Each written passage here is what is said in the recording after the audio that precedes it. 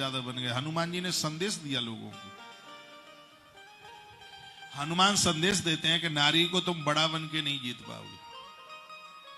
ये कभी भूल ही जाना कि पैसों के द्वारा तुम नारी को अपना बना लो, कभी नहीं। वो तो अपने बाप का सब कुछ छोड़ के आई है। बहुत लोगों को ये भूल होती है कि पत्नी को नोट की गड्डियां दे करके इसको मैं अपना बना लूंगा, नहीं, कभी नहीं।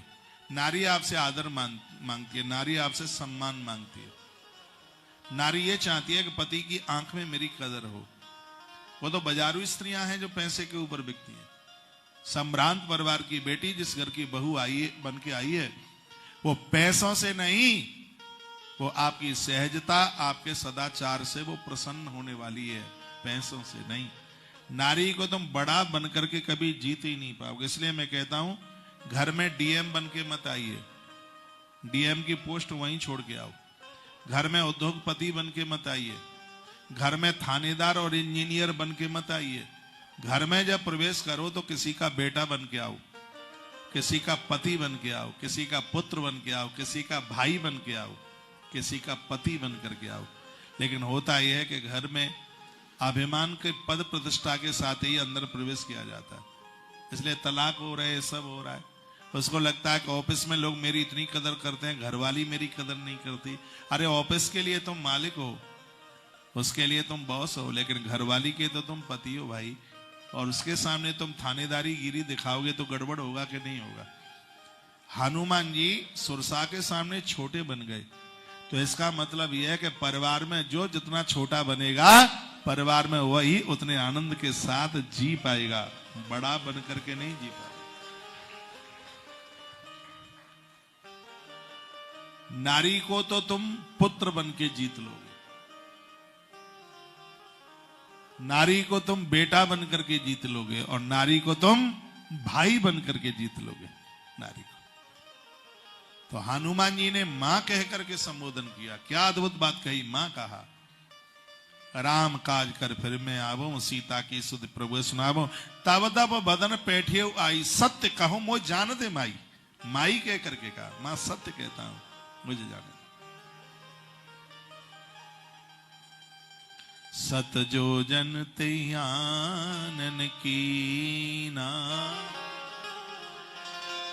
अति लघु रूप पवन सुत कीना।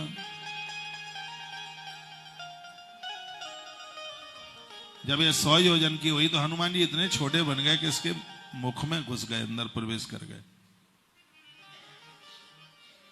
बाहर से तो सब अपने बन जाते हैं, लेकिन अपने अपने तब हो पाते हैं जो लोगों के हृदय में घुस जाए। एक कथा क्या कहती है, लोगों के हृदय में जगह बना ले। गुरुओं के बगल में खड़े होकर के लोग बहुत तस्वीर खिंचाते हैं। ऐसी कोशिश कीजिए गुरुओं के हृदय में जगह बन जाए, माता पिता के हृदय में जगह बन जाए, अपनों के हृदय में जगह बन जाए। हनुमान जी सुरसा माता के उदर में घुस गए। तो हनुमान जी क्या कहते हैं कि मैं नकली भाषा नहीं बोल रहा हूं कि मैं तेरा बेटा हूं। माई कहा ना, चल मैं तेरे उदर में, फिर तो तू मान लेगी कि मैं तेरा बेटा हूं, क्योंकि मां के उदर में तो बेटा ही पहुंच सकता है, और कौन जाएगा। हनुमान जी उस पेट तक, उदर तक पहुंचे, बाहर निकल के आए, प्रणाम किया तो सुरसा रो पड़ी। सुरसा की आंख में आंसू आ गए। यदि कोई तुम्हें मां कह दे और कह दे कि तू मेरी मां है, मैं तेरा बेटा हूं, तो मां अपने आप को बिना रोए रोक नहीं सकती, उसकी आंख में आंसू आ जाएंगे। हनुमान को देख करके रो पड़ी।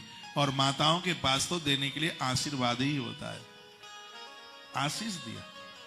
और नारी का आशीर्वाद बहुत काम करता है, लेकिन इसका आशीर्वाद तब मिलेगा जब वो तुम्हारी बहन बन गई होगी, वो तुम्हारी मां बन गई होगी, या वो बेटी बन गई होगी, तो उसका आशीर्वाद बहुत काम कर रहा होगा।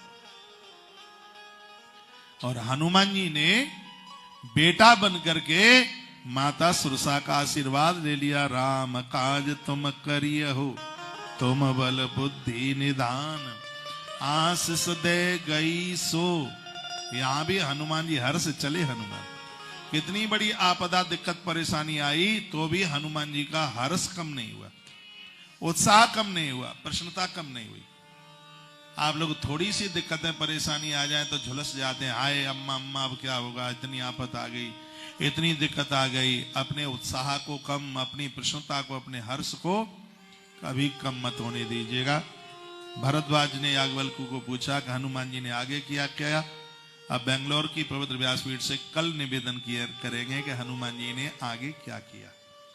सीधे तो सुंदरकांड आप पढ़ते ही रहते हैं, लेकिन सुंदरकांड जिंदगी का एक कितना अनुभव युक्त चैप्टर है, जिस प्रयोगशाला में बैठ करके आप अपने आप को गढ़ दोगे।